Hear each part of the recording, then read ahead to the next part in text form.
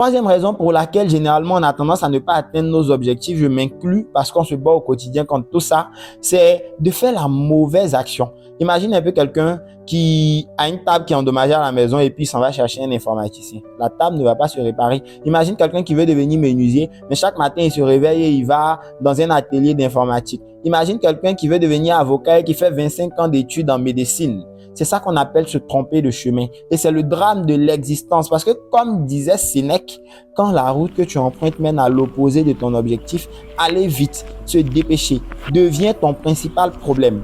Donc, il est important pour toi d'identifier la bonne action pour ne pas que tes efforts soient inutiles. Et l'une des façons les plus simples d'identifier la bonne action, c'est de regarder un peu dans le monde et de te demander la destination que je veux atteindre là.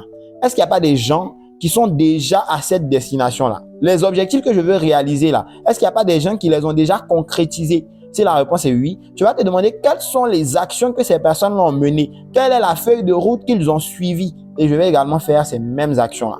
Si je sais que quelqu'un pour avoir un corps athlétique à manger seulement à faire du sport, c'est la bonne action, je dois manger seulement, je dois faire du sport. Il peut y avoir plusieurs bonnes actions, il peut y avoir des actions qui sont meilleures que d'autres, mais tu dois quand même avoir pour modèle quelqu'un qui a fait ce que tu veux. Une des façons les plus simples de réussir un objectif, c'est de s'informer pour avoir de la connaissance. Parce que en t'informant, tu vas tuer l'ignorance et tu vas éviter les mauvaises actions et tu vas identifier les bonnes actions. C'est de se former pour avoir de la compétence. Parce qu'en se formant, tu vas avoir des aptitudes et tu pourras faire les actions là de façon technique. Tu veux les faire et tu peux les faire. Et numéro 3, il faut se faire accompagner parce que ça va te faire gagner en temps et en argent parce que la personne va directement te guider à l'essentiel pour que tu puisses atteindre l'objectif. Donc, trouve ton modèle pour être sûr que les actions que tu t'apprêtes à mener là, ce sont les bonnes actions. Assure-toi qu'avant de courir, tu es sur le bon chemin. Avant de gravir la montagne, rassure-toi que c'est la bonne montagne. Et avant de commencer à grimper l'échelle, assure-toi que l'échelle est adossée au bon mur